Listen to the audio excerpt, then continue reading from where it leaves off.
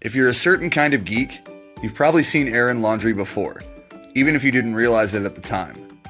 From high-stakes builds to national TV, she made her mark on Lego Masters, turning piles of bricks into full-on creations. But here in Berkshire County, Erin's story doesn't stop when the episode ends. It keeps going. Tucked away in Pittsfield is Bottomless Bricks, a spot that feels a little like walking into a Lego build in progress. And honestly, we're pretty lucky to have it. Because places like this don't just exist everywhere, especially not in smaller cities. So today, we're heading inside to see what Erin's built here, and why this place matters to the local community of builders, collectors, and curious geeks alike.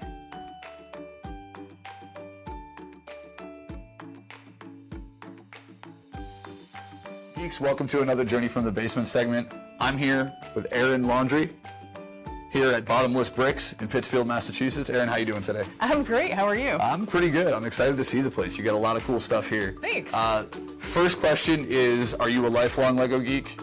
Truthfully, no. No? No, I did not build with Lego until I hit my 40s. Tell me the story. Okay, I raised two boys, Lego obsessed, absolutely Lego obsessed. And after about 15 years of being the parts girl and handing them the parts, Lego came out with a Beatles Yellow Submarine set. Oh, very cool. Could not resist that. I've been collecting Yellow Submarine paraphernalia since I was a teenager, so I had to get that. That, I like to say, is my gateway drug right there. That got me into Lego. Then they came out with Women of NASA, Women in Science, and very cool. I will always buy things that are NASA and science related, especially the girl power. Oh, yeah. Well, I feel like that's the whole Lego thing, right? Is they have so many properties that they have licensing for that it's bound to catch someone with something. Heck yeah. So can you tell me a little bit about the history of the store itself? Yeah, so right around 2018, I had my two boys who were into Lego. My husband also discovered a love of sorting Lego. So I decided I wanted to try to show my youngest son that he could do a career. It's something he's passionate about. So I came up with the idea of throwing Lego birthday parties. So at that time, I'd go to your house with 75 pounds of Lego and I'd dump it out on your floor. I'd bring my collapsible racing ramp, car parts, and a tackle box full of minifigures. We'd play for an hour, I'd pack it all up and go home. And after about a year of doing that, the feedback I got was that people would love to see me have my own dedicated party space. So I opened that mid-October 2019 up in Adams, Massachusetts, right on Park Street, and was open for 5 amazing months before the entire world stopped having birthday parties and shut down due to a global pandemic. So at that point I closed for 3 years. And I reopened almost 3 years ago. It was late May of 2023 is when I reopened in this wonderful location. And it's been 3 years. I just renewed my lease, so I'm going to stay here. All right, geeks, we're going to show you around a little bit. So, Erin, tell me what we're looking at here. Well, this is our parts and pieces table where you can fill up one of 3 different size bags with any of this clean, reused brick. I have stuff in the drawers underneath. I have color-sorted drawers under my shelves. Good thing to know about all of this has all been washed in a washing machine before it came out here. Wow. So this is all clean bulk that is ready to be built and used and played with again. I also have tons of new sets. I'm an authorized Lego reseller, so I'm able to get brand new sets as they're released. I also sell used sets, so things like this. We actually buy used sets from people, we break them apart, we inventory every piece, reseal them in bags by color so they can be built again. And I like to say we're keeping oil-based plastic out of a landfill, so this is a great way to recycle a Lego set. Absolutely. Our most popular station here is definitely our minifigure factory, which we have over there, where people can build their own minifigure to take home with an accessory for only $5. Oh, cool. Geeks, let's take a look at that. Oh, wow, yeah, I see all the pieces. This is always so much fun, especially when you're trying to pick an accessory. There are so many things to choose from. I always say it's the hardest decision your kid's going to make all day is how to build your guy. But a lot of kids, they'll have a good week at school. Parents will bring them in to build a minifigure. You know, it's a nice little reward for some kids who are on like a behavioral chart kind of thing. And yeah. I feel like it's a great reward system, and there's a lot of cool memories tied to Lego for myself too. So I think those kids probably really appreciate that. Oh yeah, everyone loves the people because it adds that storytelling element to their builds, and it really.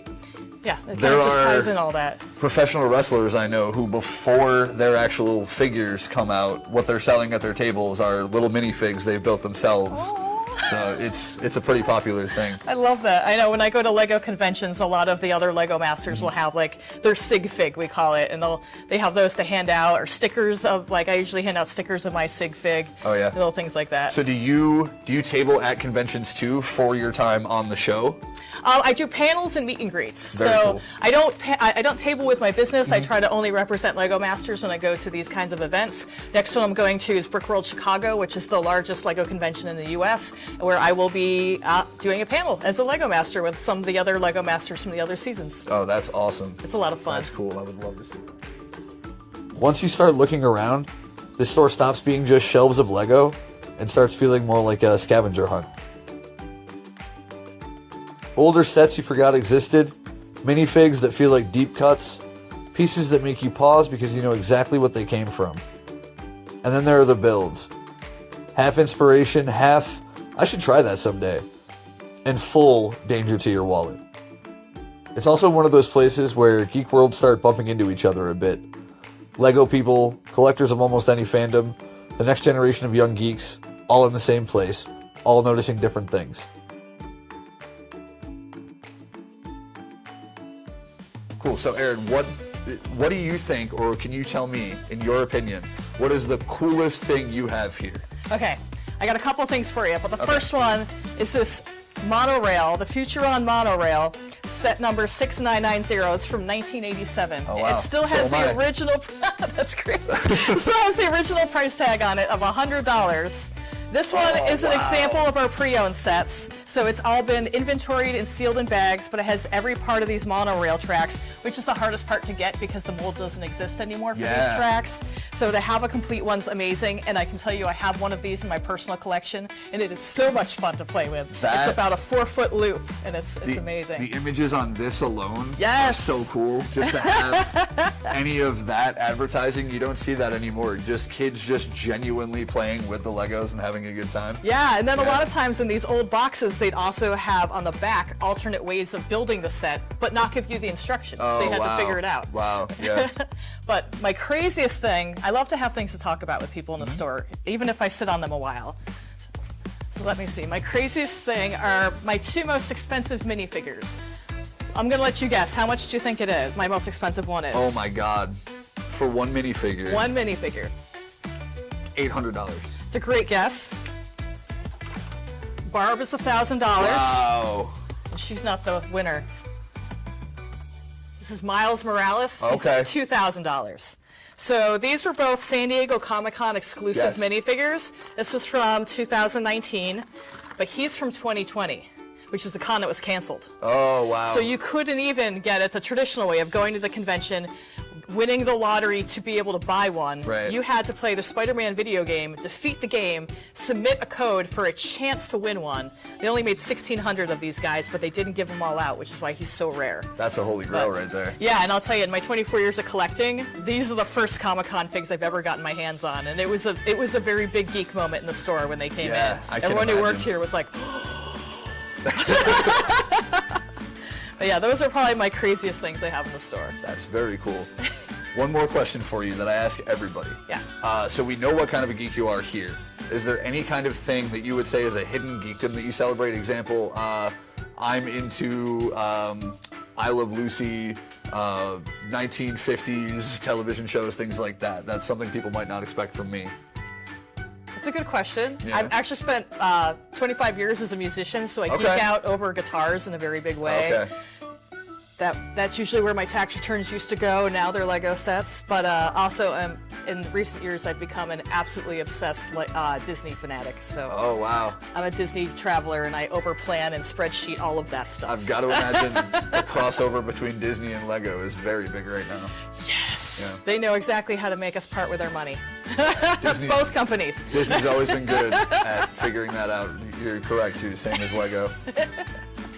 Is there anything else you want to plug? Any events, anything like that you want to talk about? Well, I have, once a month, I have a regular Brick and Sip that I host at Wander. It's the second Thursday of every month from 7 till 9. Brick and Sip is our 18 and plus adult night only. It's a sober event because we do it at Wander. So with your ticket, you'll get a set that you're going to build and take home, and then you also get a beverage ticket for any of their beverages that they have there. And it sells out every month, and it's been a really great time. We have such a fun time.